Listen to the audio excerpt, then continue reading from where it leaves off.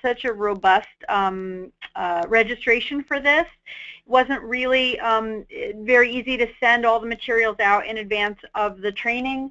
They can be found in the handout section. If you look at the handout pane here on the right side of your screen, you can easily download all the materials that are available in Adobe PDF. If you're unable to do that, Michelle Peterson, our training coordinator, will be happy to send you individual copies of this, but so far we've had pretty good luck with people being able to download all the handouts, including the attorney affirmation form that you need for CLE credit for today's program. My name is Amy Schwartz. I'm the director of the Domestic Violence Unit here at the Empire Justice Center. Empire Justice Center is a statewide legal services organization dedicated to a variety of legal issues, including domestic violence law. We're so pleased to be presenting today's program to you, Understanding Recent Updates to Maintenance and Spousal Support Laws. We're particularly pleased to be joined by our two presenters. Kate Wurmfeld is a supervising attorney for the Matrimonial and Family Law Unit at New York Legal Assistance Group and was on the team of individuals who represented a variety of backgrounds that helped to actually craft the bill that was ultimately passed by the New York State Legislature this year.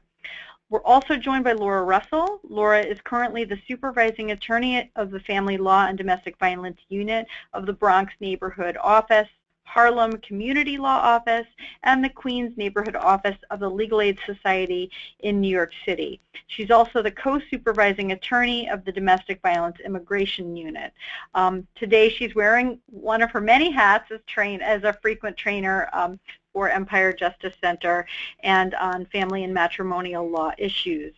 I will be reading the CLE code a little bit later in the program, and I just wanted to give a plug shortly. Later today, you'll also be receiving an announcement about the statewide LGBT domestic violence roundtable meeting. So for those of you that are interested in registering to attend that in Albany on December 7th, please be sure to send your registration information to me as soon as possible. With that, I'm going to turn the program over to Laura and to Kate. Good afternoon, everyone. We're going to start with just a brief introduction, amendments to Domestic Relations Law and Family Court Act.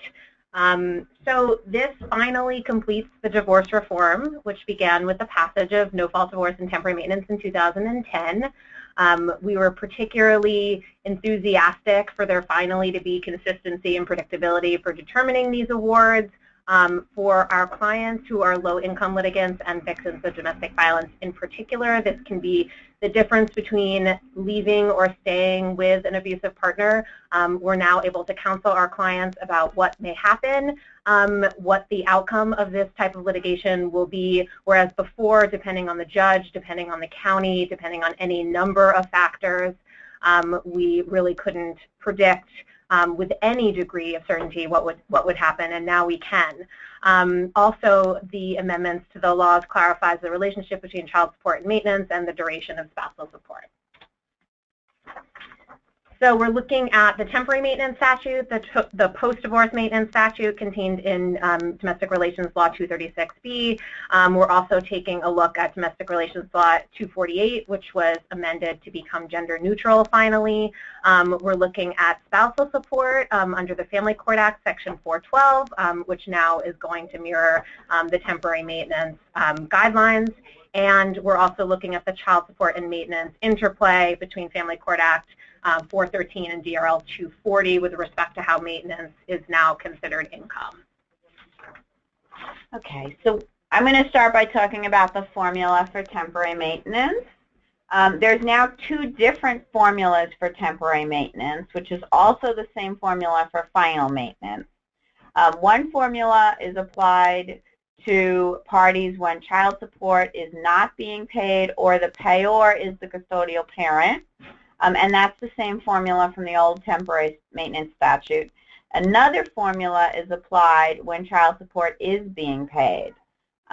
So the big thing to recognize is that there are now two separate formulas. And this is the first formula. This is the new formula. So this is when child support is being paid by the payor. You're taking 20% of the payor's income, and we'll discuss income in a soon, and it's comparable to the CSSA. So it's 20% of the payor's income minus 25% of the payee's income. That's the first calculation. The second calculation is taking 40% of the combined income of both, subtracting the payee's income, and that gives you alternative 2. So you're going to, at this point, have two separate numbers, alternative 1, alternative 2. The lesser amount is the guidelines temporary maintenance amount. So you have to do the two calculations. This is the same as in the old statute. The 40% is in the same as in the old statute, and then you take the lesser of the two. So when temporary maintenance is being paid and child support is not being paid, or the payor is the custodial parent, you're using a formula that should sound familiar to you. It is the same formula from the original temporary maintenance statute. So it's 30% of the payor's income minus 20% of the payee's income. That's the first calculation you do. And then the second calculation is 40% of the combined income minus the payee's income. And again, it is the lesser of either amount, and that is the presumptive award. So this formula stays the same when there's no child support being paid or the payor is the custodial. The other formula is the different change formula. So, and that carries through to final maintenance also, and spousal support. So the cap, I just wanted to mention briefly that this new law did come out of a compromise. There were a lot of differing concerns about the old statute, and the formula, having two different formulas, arose out of concerns where child support is being paid and there not being enough income to go around. And then similarly, the cap, there were concerns from certain constituents about the cap being too high and wanting there to be more flexibility over a certain income. So the cap has now been lowered from $543,000 to $175,000 of the payor's income. The income cap is subject to a cost of living adjustment, which is the COLA increase, which will adjust the amount of the cap every 2 years beginning January 1st, 2016 as per the Consumer Price Index. The new amount will be posted by the Office of Court Administration. Where there's income over the cap, additional maintenance may be awarded after consideration of any one or more factors, which shall be set forth in the court's decision in writing or on the record. And the factors that the court is going to consider in awarding maintenance above the cap are the same that they're going to consider in deviation as well. And those factors are a really long list.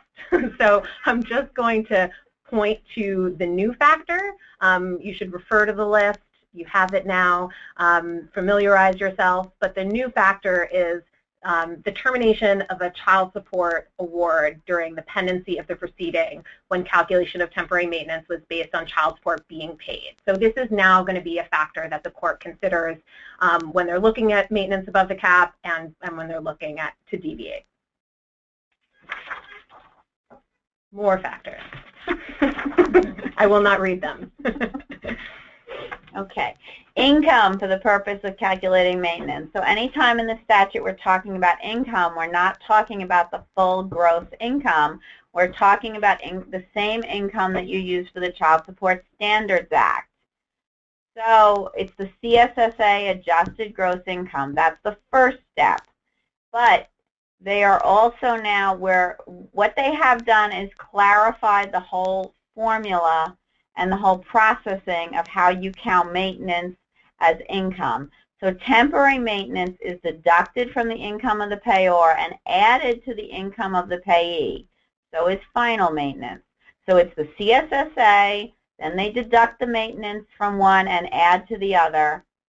And also in final maintenance, there's a difference with income in that income-producing property distributed by equitable distribution are considered income for the purpose of calculating final maintenance. So in essence, what we've now done is say to the courts, and this is also codified, that first you decide equitable distribution, then you decide maintenance, and then you decide child support, because they all flow one from the other. Income-producing property decided in ED, then is counted into the maintenance income, which is then counted into or deducted from for the child support income. In temporary maintenance, obviously, we're not looking at income-producing property that's been distributed because it hasn't been distributed yet. And the same with spousal support. We're not looking at income-producing property distributed because spousal support in family court is not about the divorce, and so they're not distributing any of that. So, maintenance. So the bill is Assembly Senate bill numbers. It was signed into law on October 28th. This portion of the bill was signed into law a month later than the other bill or the other portion of this CLA. And the bill that was signed into law on October 28 amends the FCA 413 and the DRL 240 to require that maintenance or spousal support actually being paid is income to the payee and deducted from the payor's income. So not only is it listed now in both the DRL 240 and FCA 413, but they have an additional, they've actually made a new law that says this specifically. So there should be no ambiguity on how this is done, though I'm sure somebody will find something to bring to the Court of Appeals. We did try our best to make sure that everybody knows how to calculate this now. So one of the concerns also in coming up with the bill was making sure the court still had discretion to deviate where appropriate. So the law now says that the court shall order the presumptive award of temporary maintenance unless it finds that it's unjust or inappropriate, and then it can deviate based on any one or more of the enumerated factors which have already been listed. If the court deviates from the presumptive amount, it must set forth its decision in writing, or it can be on the record now, and that including the factors it considers and the reason for the deviation. So same factors, you can refer to the ones listed for consideration of income above the cap. The law now also specifies that the court, in determining temporary maintenance, it shall consider and allocate, where appropriate, the responsibilities of the respective spouses for the family's expenses during the pendency of the proceeding. This is something that comes up a lot for litigants in how to consider expenses that need to be paid, as well as a temporary maintenance award, and now the bill specifies it. Termination. Temporary maintenance terminates no later than the judgment of divorce or the death of either party. However, the new law clarifies that the Supreme Court, and only the Supreme Court, can further limit the duration of temporary maintenance based on the consideration of the length of the marriage. This is something the Supreme Court can do and the family court cannot do. So in cases like that, what they're really talking about is that you may have a 2-year marriage, and in some counties your litigation may last 5 or 6 years. And so the court is actually, at this point, given the ability to end temporary maintenance so that it doesn't go beyond the length of the marriage. And again, this was a concession, recognizing that there are some counties, probably mostly downstate, where divorces can last an extreme amount of time and sometimes even longer than the marriage itself. Post-divorce maintenance. So post-divorce maintenance, final maintenance, non-durational, durational maintenance, whatever the term you're using, this is the maintenance that you get at the end of the case. So there's a temporary maintenance determined pendente lite, and then this is what we're looking at the final end of the case. So there are some similarities. There's a lot of similarities between post-divorce maintenance and temporary maintenance, and now a lot of similarities also with the spousal support. The cap is the same for both post-divorce maintenance, and temporary maintenance.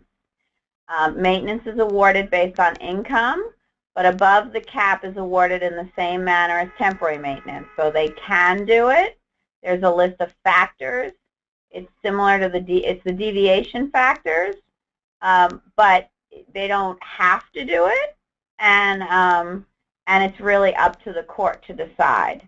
The formulas are exactly the same. So again, to repeat the formulas, if child support is being paid by the payor of maintenance, then it is 20% minus 25%.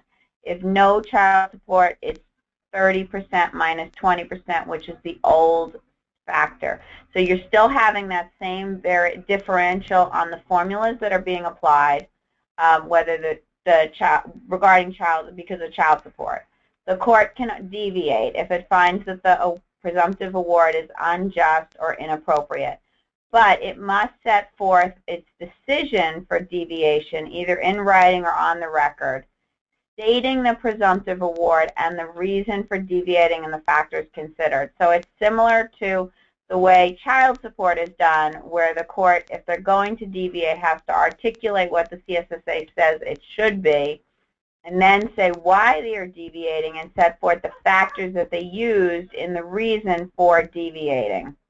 Now, they can do this on the record, or they can do this in writing. I'm going to guess that they hopefully will do it in writing in the beginning, so we're going to have some good case law, or some case law, good or bad, coming out on this. And then probably as everyone gets more comfortable with the statute, they'll start doing things on the record. But the goal is that they have to think about it. That's really the most important thing, is that they have to think about why they're deviating and spell out what it should be regardless, and then say why they're deviating. Okay, so post-divorce maintenance deviation factors. I'm not going to read through them all. I'm just going to briefly. Some of them are very similar to what you've seen in the past. Some of them are very similar to the original set of maintenance factors that we have, before the statute from 2010. A difference is the termination of a child support award before the termination of a maintenance award, when calculation of the maintenance is based upon child support being awarded. So basically what they're saying is that they can deviate if they're using the lower formula because of child support, and then the child support's going to end. And that deviation could be anything from redoing numbers and saying that we're now going to use the higher formula, which gives more income to the payee for maintenance, or gives more maintenance to the payee. Or it could be something as, we're going to do something completely different, and this is how we're going to deviate because once it's going to change. Some of the other factors we know, the wasteful dissipation, the cost of medical insurance. Just to talk a little bit about the 2010 factors, we still have the existence of a premarital joint household, which was introduced in the old temporary maintenance, a pre-divorce separate household, acts of one party against the other that have inhibited or continue to inhibit a party's earning capacity, including acts of domestic violence. So it's a little bit more broader than what some judges will consider just domestic violence, and that's all in there for deviation. So the care of children, tax consequences, reduced earning. Here's one of the new ones for final maintenance, the equitable distribution of marital property and the income or imputed income of the assets distributed. So there's a couple of things to think about with that. One is if you're distributing a two-family home and it has income produced over and above its expenses, that income, that extra income, is going to be included in the income of the party who's getting it. I'm sure that we're going to see a lot of litigation on imputed income of the assets distributed. So if someone gets a $10,000 distributive award, are they going to then argue that her income should include the interest off that award when she's really just going to be spending it to pay the bills? Is there going to be an argument that if it's a two-family home, it must be rented at all times, so we're going to impute that income, even if maybe right now it's not currently rented out? But I do see a lot of litigation around the idea of how this is going to play out on assets distributed on imputed income. I can even see somebody arguing that someone doesn't need the marital home and they should be renting it out. But that's why New York is known as one of the more litigious states. So another thing that's in here is the contributions of and services of the payee as a spouse or parent, wage earner, homemaker to the career or career potential of the other spouse. So that's OBrien. If anyone, we've actually eliminated OBrien as equitable distribution, which we'll talk about, but it's in here. So in essence, what we're saying is that you can use as a deviation factor if someone helps put someone towards school and took on more responsibility to that, and then they're not reaping the benefit of that because at the time of the divorce, you know, they're only going to get maintenance for a short period of time, or they're not going to get that much maintenance. So that was the nod of we will get rid of OBrien as equitable distribution, but we want to keep it in some way, and that's how it was kept. So, and of course, there's the catch-all factor. All of the factors have a catch-all factor. So, okay. There are some other changes that were briefly done to the various laws. The new law specifically provides that the court shall consider the effect of a barrier to remarriage on deviation. So that has a lot to do in communities where people need to be religiously divorced, and one party is not giving the other party a religious divorce, and that inhibits their earning potential. Also, retirement has now been treated a little bit better. I know in some places it used to be that, you know, oh, well, the party will definitely retire at 65, so we'll end maintenance there, even though there's no conversation about when they're going to retire, and they're in their 40s. So now we're saying that actual, full, or partial retirement is a basis for change in circumstances, and it can be considered in deviating from the formula, but only anticipated retirement in the form of I plan to retire on X date, I have calculated it out, and I have played, you know, I have done the math. So, and it has to be a diminution of income. So it can't be I'm going to retire, but my retirement pension is better than my salary. Now I want to lower the formula. They have to look at what the actual retirement income is going to be and calculate as to whether that's a reason to deviate or change. So there is a self-support reserve built in. So if the payor's income is below the self-support reserve, maintenance is presumptively zero. Similar to the CSSA, if maintenance brings someone's income down below the self-support reserve, the maintenance is the difference between what the formula says and the self-support reserve. So this formula is not meant to bring anyone down below the self-support reserve who is a payor. DRL 248 is now gender neutral. DRL 248 is the law that says that if you hold yourself out as a spouse, you are therefore cohabitating, and if you're cohabitating, you are maintenance can be discontinued, or you can go to court and stop maintenance. So it used to be that it was only the woman could do that. It was a very gender-specific law that escaped changes in the 1980s, and so now it's been made gender neutral. And the CSSA was changed. So the CSSA specifically says that income for child support includes maintenance received and maintenance paid is deducted. So that's a change, and I know that was a split in the departments, so now it's legislative, and we hopefully will not see any litigation on that.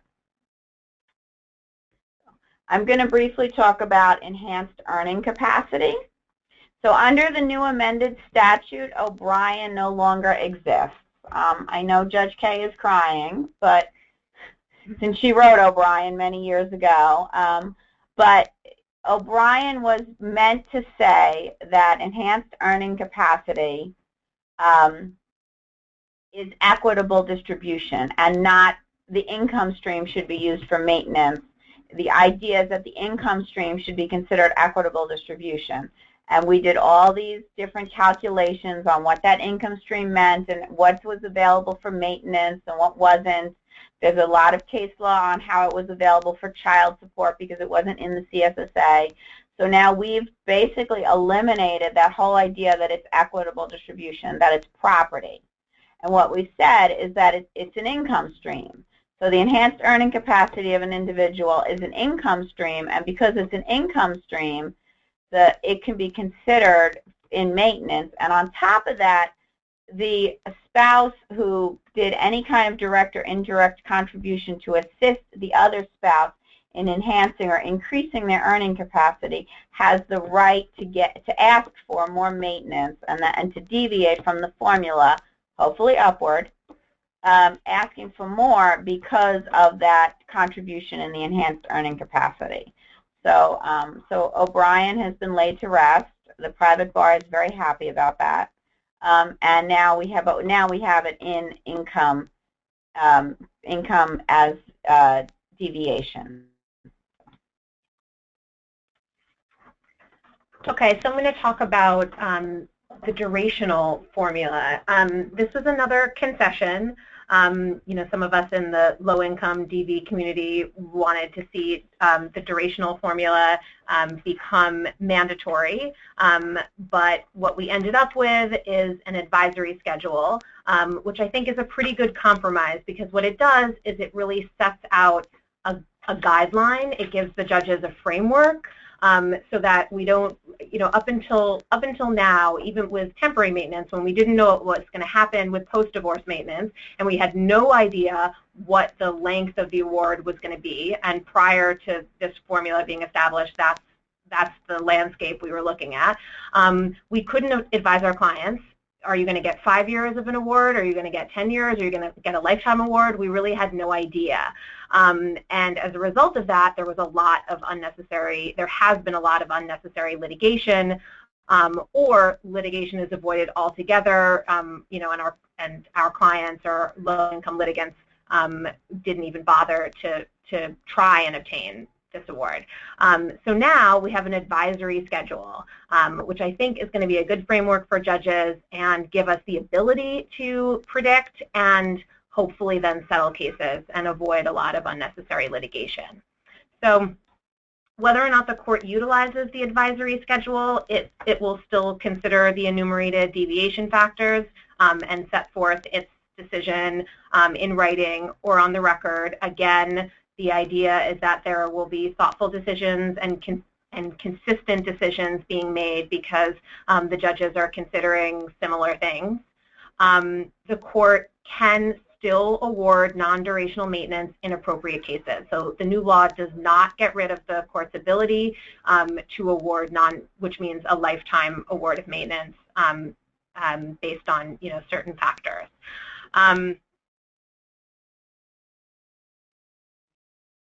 And then just the length of marriage is the date of the marriage to the date of the commencement of the action. So that's the main factor the court's considering with the advisory schedule.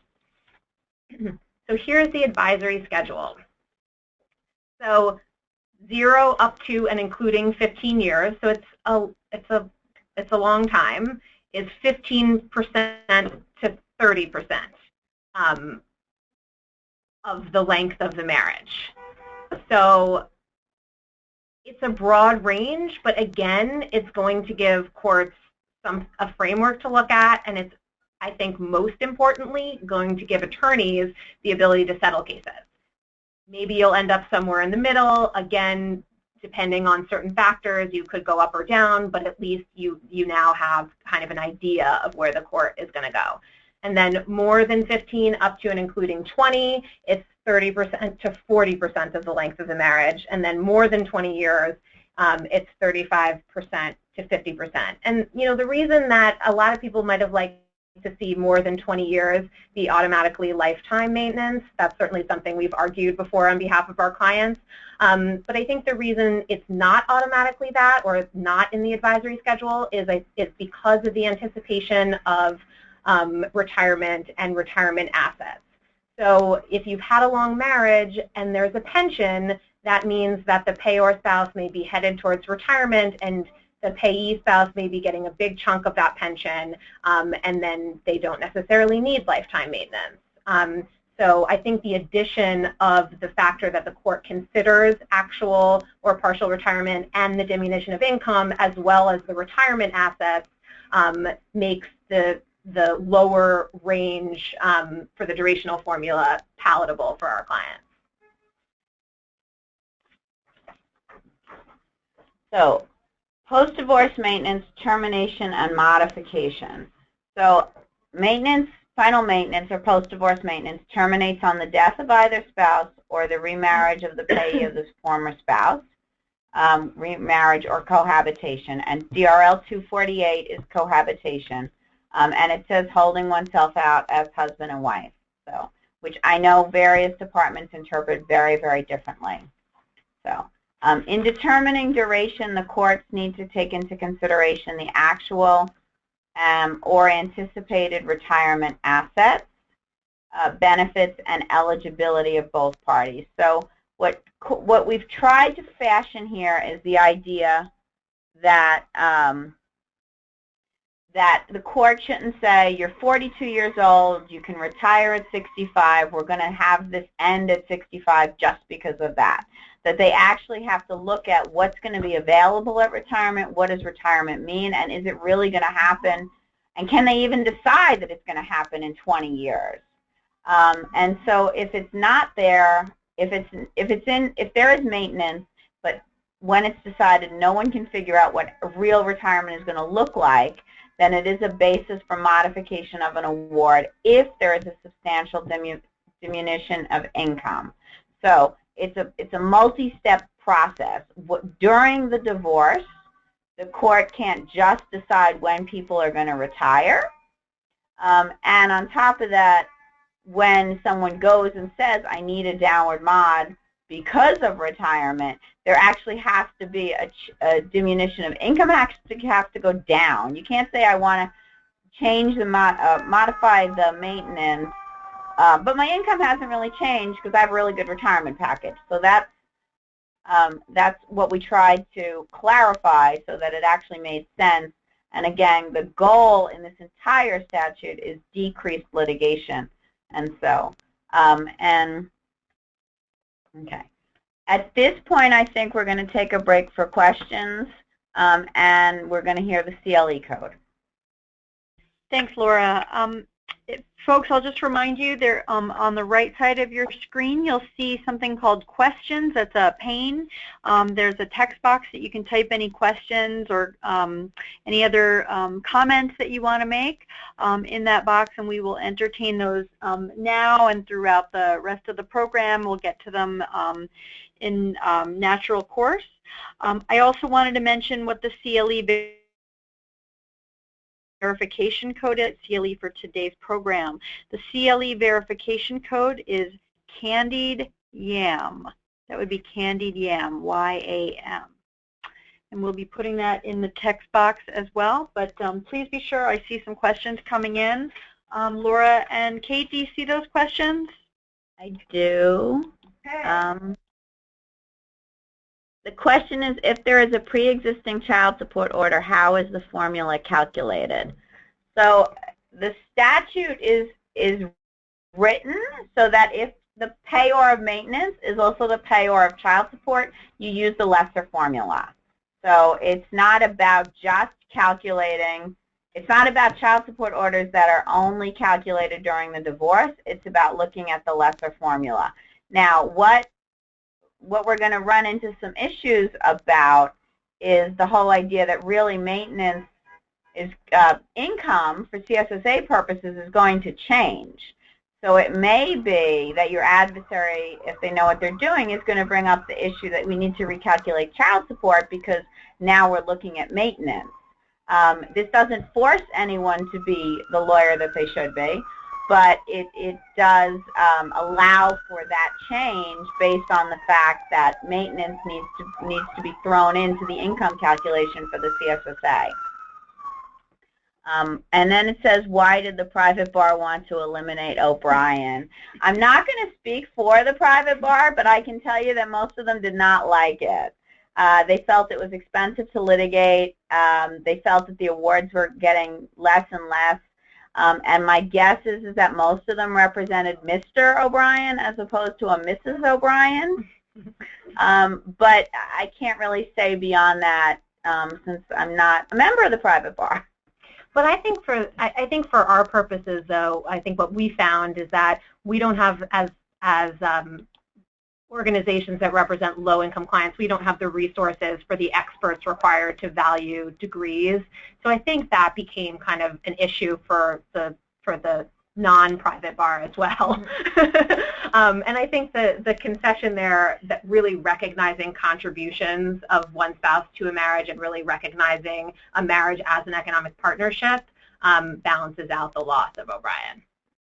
The next question is about the applicability of the new statute, and we're going to get to that. So you can re-ask that question if we don't answer it after we get to that slide.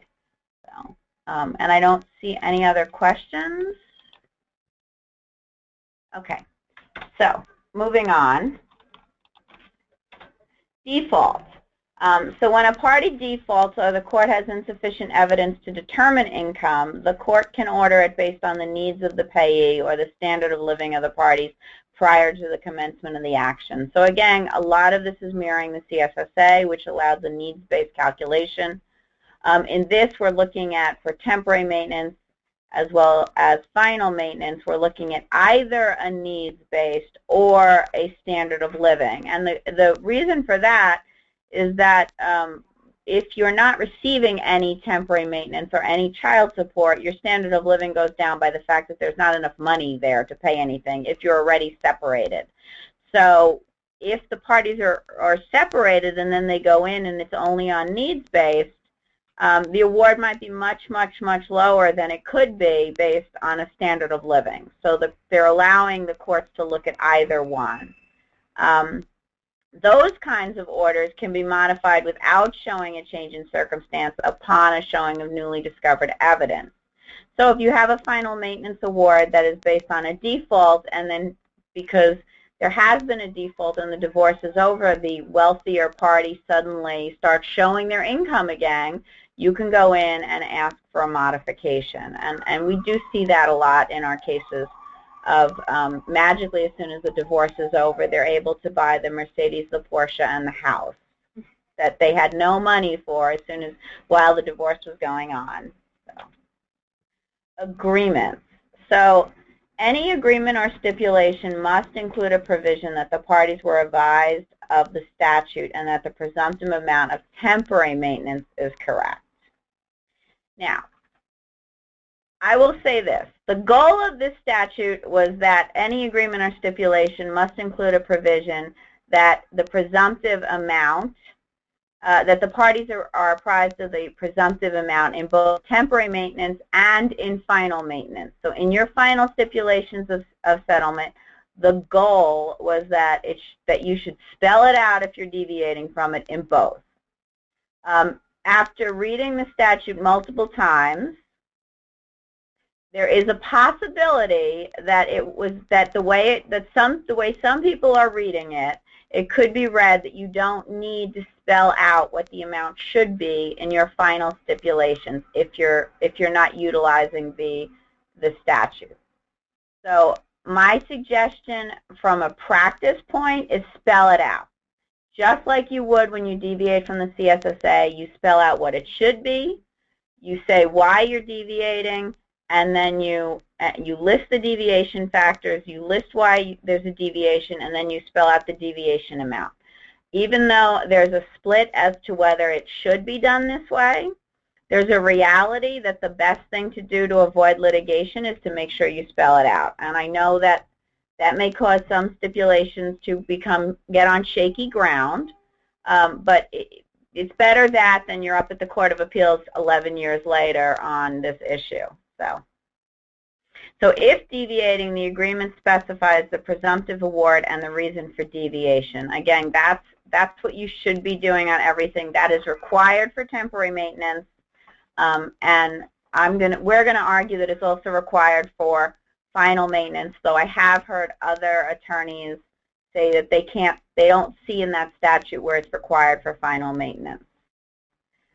Unrepresented parties must be told of the formula and the presumptive amount. Now, I am not sure if this is going to be similar to the way some courts tell parties of the CSSA, where they throw a document at them and say, look up your income and look what you could be paying, or if the courts are going to actually go through the amount when they have unrepresented parties. But the goal is that both parties know what the presumptive amount would be before they make any determination whatsoever as to what it's going to be. And then agreements, they reiterated the fact that agreements must conform to Matisoff v. Dobie. So your agreement still needs to be in writing, still needs to be notarized in the form of a deed, and so that was also added into the agreements language just to reiterate that this is the way we have to do it. Okay, so I'm going to talk about the Family Court Act. This was a really big accomplishment, I think, to have the Family Court Act amended to mirror the same standards that we find in the domestic relations law. This was a big issue for our clients. They're in need of immediate economic assistance. They go to family court where it's easier to file, where there are no fees to file, and it's much more pro se friendly, and they need immediate child support, and they need spousal support. They apply for it. There are no standards in family court, and so who knows what they're going to get. And then the worst of it is that they get an award in family court that's well below the guidelines that they would get in Supreme Court, and then that's the law of the case. So then even when they file for divorce and they ask the court for temporary maintenance, the court doesn't apply the guidelines. They continue the award that was issued in family court for temporary maintenance, and then only revisit it when they're considering the final award. So for the whole length of the case, your client can be stuck with an award that's well below the maintenance standards. So now finally the standards are the same. So the formulas for determining maintenance and divorce actions apply in determining spousal support awards in family court. So that means that the two different formulas where child support is and is not being paid would apply. And then just as in Supreme Court, the family court may deviate if they determine that the presumptive award is unjust or inappropriate. But just as we talked about in the Supreme Court actions, we're hoping that this creates more consistent awards because the courts are going to have to be really thoughtful. They're going to have to put their decision in writing or on the record and actually set forth the presumptive amount, the reason for its deviation, and the factors that it considered. I would encourage you to look at the statute for the factors that the family court considers, because it's just a little bit different than the factors for temporary maintenance and a little bit different than the factors for post-divorce maintenance. There's a long list, but in family court, the court does consider the contributions that one spouse made to the marriage, but isn't going to consider the equitable distribution issues that the Supreme Court will consider in issuing post-divorce maintenance. Again, the cap is the same in family court as it is in Supreme Court, and the court may order, the family court may order, that should say spousal support above the cap in consideration of the same factors that it would consider in deviating from the presumptive award.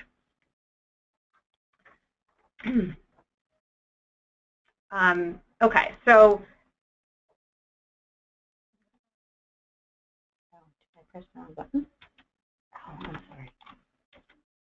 okay, so modification and termination of spousal support awards.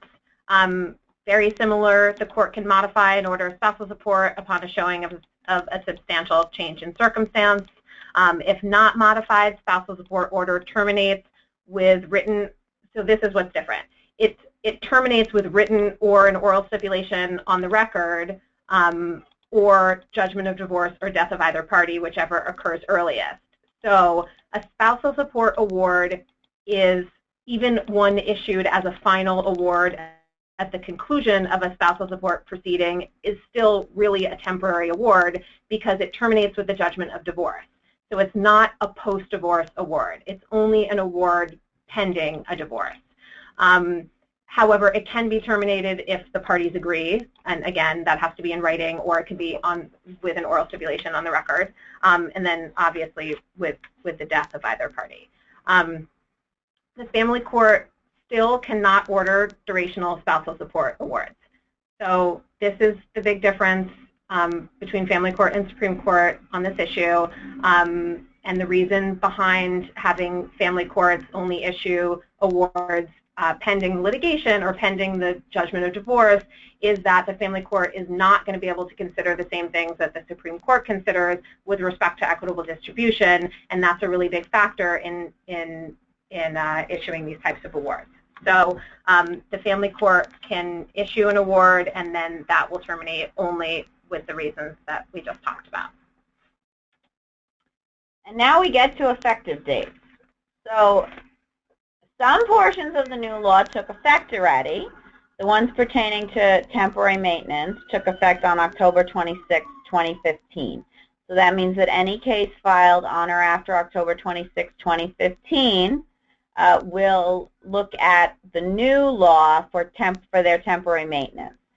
The final maintenance calculations and the spousal support awards and everything else we pretty much talked about take effect January 25th, 2016, which means any divorces filed, started, index number purchased, on or after that date will encompass the entire new law. Anything filed before then, so after today and before then, will only encompass the new law with regard to temporary maintenance. So it only applies to matrimonial and family law actions commenced on or after the effective date. Modifications cannot be requested solely on the basis that we have a new statute and we want a new number. And any modification of an order from a date prior follows the old statute. So that was a nod to, one, the court system who didn't want to be inundated with modifications, and two, the whole idea that we don't want to use the statute when we go back to cases that were in the 90s or the 2000s that may still have maintenance being paid. So you have to recognize that this entire law, all of it, either starts on October 26th for the temporary, or the rest of it after January 25th, 2016, and that's a commencement date. That's not like I have a trial on January 27th, can I argue the new law? That doesn't mean that judges aren't going to look at it and say, oh, you know, I saw it, I like it, I think I'm going to use it, it makes sense, let's just go with that. But what it means is that it doesn't apply to those cases.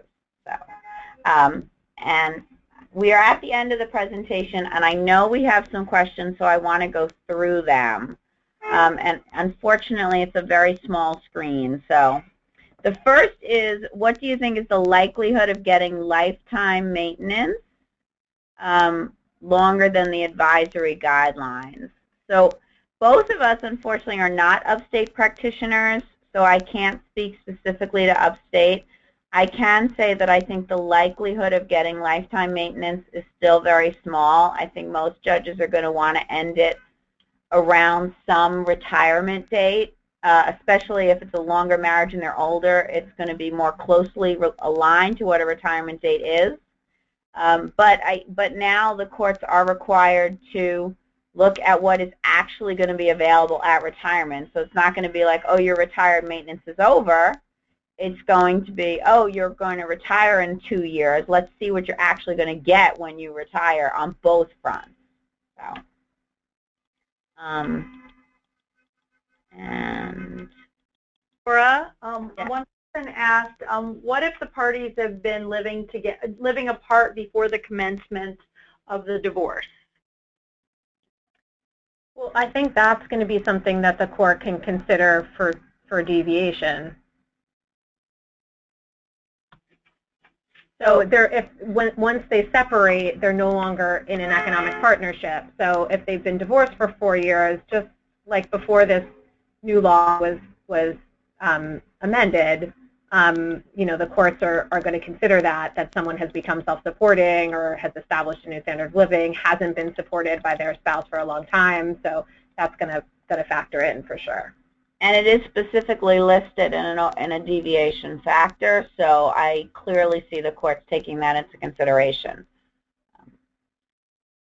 The next question that I see is, does the increase of income with respect to the change in how maintenance is looked at mean that there's a 15% increase or decrease in the, therefore granting a right to a modification of child support? I don't even understand the question. So just to explain it a little bit better, does the fact that maintenance now is calculated for child support purposes mean that there's a 15% or more increase when we're looking at the fact that you have a right to a modification 3 years or 15%? I think you can argue that both ways. I think the better way to do it would be to recalculate the child support in the divorce, looking and taking into consideration the maintenance. And I know this may hurt some of our payee clients, but I think it will go a long way in decreasing litigation going forward. And so you basically recalculate child support. You do the maintenance and then you recalculate the child support would be the best way to do it. Now, if you have an adversary who represents the payor who hasn't gone through the CLE and doesn't know the statute very well, I think that you may get, you know, no change in a child support order, and I think there is an argument that the maintenance being paid is a 15% change, and that they may go back into family court and argue for that. We did not touch the 15% change for a right for a modification in child support, and I know it's somewhat new in the eyes of the law, so we don't have that much case law on it. But I mean, I could see an argument for either side, but unfortunately, I could see the side where it is a change in income coming through. Yeah, I agree with that. I don't believe there's any other questions. No, I think there's a few other questions. Oh. Okay. They're very small on our screen. Yes. I know. Okay. Jerry Pomerantz asked, same question for spousal maintenance based on income over the statutory cap. Same question as what? I don't under. Same question as what? I'm not sure. Same question as a modification? That's child support. You retype your question in what you're referring to. Let's move on to the next question. If child support is already being paid, when the formula is calculated as is the child support deducted from the payor's income and added to the payee's income before the percentages are taken? No, child support is not deducted or added. What's done, the way it should be done is maintenance gets done first, but either way, maintenance is the change in this, not child support. So child support was never deducted to look at maintenance, and it's not, well, under this formula and from 2010, so it's not going to be deducted now. Yeah, it's deducted for other prior child support awards are deducted for new child support awards. For other children. For other children, right? I think that might be where someone's thinking. So it's not deducted for the purposes of calculating maintenance. It's the other way around. All right, we had another question from Karen Gooderum. Does spousal support in family court end on cohabitation?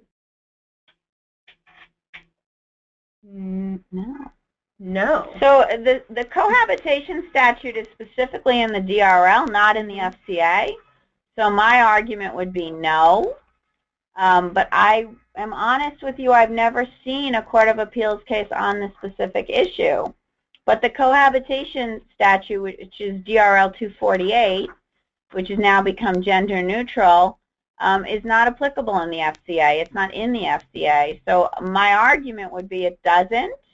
However, the court can modify an order of spousal support based on a substantial change in circumstances. So if someone is in a new economic partnership and has established a different standard of living based on that, or is being supported by someone else, certainly someone could make the argument that there has been a change in circumstances. And then if you were representing the payee spouse, you'd have to make the argument that it's not a change in circumstances. Just because you're living with someone doesn't mean that you're being supported by someone else or that your standard of living has changed. So I think just cohabitation doesn't affect anything, but I think the idea, especially with the catch-all, such other and further factors which the court may deem appropriate, I could see it coming into the litigation, but I don't think it's as specific as you live with somebody, it ends. Also, 248 requires that you be holding yourself out as married, so not just cohabitating wouldn't establish that change. The next question is if the appellate division vacates a divorce judgment because it was granted on default and sends it back, will the spouse needing maintenance get it under the new statute? So again, the answer to that is no, because the divorce itself was commenced prior to, I'm assuming, since they're already at the appellate division, prior to October 26th or definitely the January date. So, so no, you're still going to be looking at the old statute from 2010. So, and then next question: likelihood of getting spousal maintenance for income over the cap. You know, the likelihood of getting spousal maintenance for income over the cap, and of course it's particularly over upstate, which neither one of us practice. I think in a lot of counties they're already going over the cap for child support and spousal support. I know down in some of the wealthier counties like New York and Westchester and Nassau County, they're going up to 250 and 300 regardless. Mm-hmm. So I easily see the cap being ignored in those counties because the child support cap is already ignored anyway. And I do know that when the cap was in the 500s, routinely people were going up to the 300s and the 400s for maintenance. So I think, honestly, it has to do a lot with the wealth of your county and what the judges see. I think if they see a wealthy county, they have no qualm going higher on the cap. And if you're in a county that has that is majority not very wealthy, except for a small little enclave, I could see the judges holding themselves out to not going above the cap. But the nod to the private bar was that they don't have to go above the cap. They can just end it there. And so it's going to be interesting to see how that plays out, especially across the different departments. I don't see any other questions. We have time. We have about 2 minutes left. We can end early, but I know that this is complicated stuff. If folks have any outstanding questions, now would be the time to ask. We just want to give it a second before it uploads. Just want to make sure everybody has their questions answered since we have a few minutes. While we're waiting, both Kate and I have on the first slide our email addresses. So if there's something that's confusing, you don't understand, or you want to ask a very specific question about a case, you can email either one of us, and we'll be happy to talk to you about it. Okay, great. I just want to remind folks that in the handout section, in the handouts pane, you can upload the attorney affirmation. If you have people in your office that did not formally register but are listening in, please make sure to let us know that they're attending. All of the trainings that Empire Justice Center puts on are grant funded, so every head counts when we are reporting out who sat through today's training. So please be sure, if you did not register and you're listening in, to just let us know you were part of the webinar. And also, if you were listening in and did not register but you want CLE credit, again, please advise us of that, and we'll do our best to get a certificate out to you. Let's see, if you have any trouble downloading the materials from the handouts pane, please let me or Michelle Peterson, our training coordinator, know, and we'll be sure to individually send you copies of anything that you missed for today's webinar. I want to thank both Laura and Kate for today's webinar. It was very informative. It was really helpful. It was really clear and broken down in very digestible, consumable pieces. I think you really helped to demystify these statutes for folks who can take your information and do good work both after October 26th and into January. Thank you to Kate and Laura. And thank you, everyone. Today's webinar is being recorded. It will be available and up online probably by the end of the week for any of your colleagues who missed today's program. Thank you, everyone.